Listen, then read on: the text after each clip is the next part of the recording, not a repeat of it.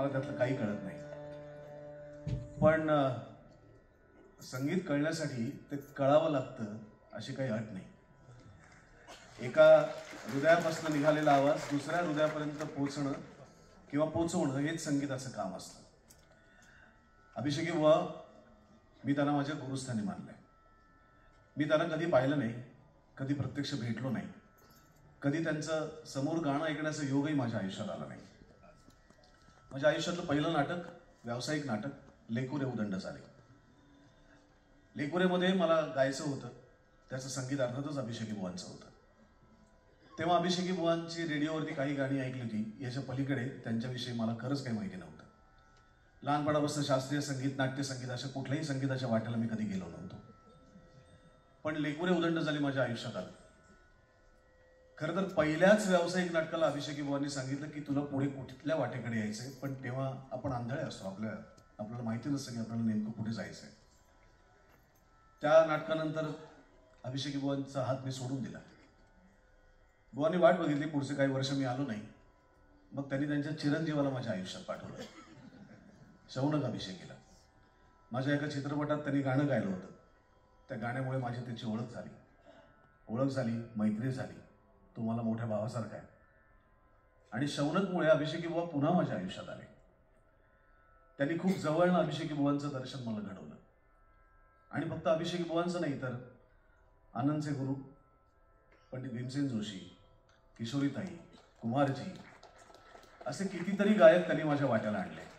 आणि खऱ्या अर्थाने त्यांनी माझं आयुष्य समृद्ध केलं. माझ्या आयुष्यात बालगंधर्व चित्रपट आला, कट्यार काळजात घुसली नाटक आलं, कट्यार काळजात घुसली सिनेमा आला, ते आत्ता आलेला संगीत मानापमान.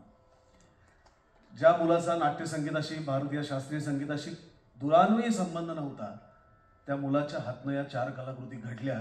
याचं कारण शौनक आहे, पण माझे गुरु आहेत ते म्हणजे अभिषेकी बुवा. आयुष्यात एखादा टप्पा असा आहे तो कलाकाराच्या आयुष्यात की आपल्याला नेमकं कशा पद्धतीने वाटचाल करायची, आपल्याला नेमकं काय करायचं आयुष्यात हे आपल्याला कळेनासं होतं. आपण कन्फ्यूज होतो. चित्रपट क्षेत्रामध्ये अभिनेता म्हणून काम करत असताना आपल्याला प्रायोगिक चित्रपट करायचे आहेत, नाटक करायचं आहे, लोकांना संदेश देणारे चित्रपट करायचे आहेत, का नाचगाणी करणारे चित्रपट करायचे आहेत, का पुरस्कार मिळणारे चित्रपट करायचे आहेत, नेमका कलेतला आनंद कशातनं मिळणार आहे आपल्याला हे आपल्याला कळेनासं होतं. आणि अशा वेळेस तुझ्या आयुष्यात अभिषेकी बुवांसारखे गुरु येतात, जे तुला सांगतात की कलेतला आनंद फक्त समर्पण एवढ्याच भावनेत नाही, याच्या पलीकडे काही नाही. आणि ते आले माझ्या आयुष्यात, म्हणून या सगळ्या कलाकृती माझ्या हातनं घडल्या. माझ्या हातनं घडल्या म्हणण्यापेक्षा आमच्या सगळ्यांच्या हातनं घडल्या. आशीर्वाद त्यांचेच होते. आणि शेवटच्या टप्प्याकडे आपण जाणारच आहोत. पण मला असं वाटतं अभिषेकी बुवांनी जी परंपरा आपल्या नाट्यसंगीतातनं सांभाळली, ती परंपरा आपल्या आधीचीच होती, आपल्या पूर्वजांची होती, आपल्या बुजुर्गांची होती. आणि त्यातलं एक महत्त्वाचं नाव म्हणजे गोविंदराव टेंबे. ज्या पद्धतीने गोविंदराव टेंबेंनी त्यांच्या संगीत नाटकातनं चालींचं वेगळेपण जपलं, तीच परंपरा अभिषेकी बुवांनी त्यांच्या नाटकाला दिलेल्या चालीतनं सांभाळली. नुकताच आलेल्या आमच्या संगीत मानापांमध्ये शौनकच्या तोंडी एक फार सुंदर मानापांमधलं न गाजलेलं फारसं अप्रचलित असं गाणं आहे.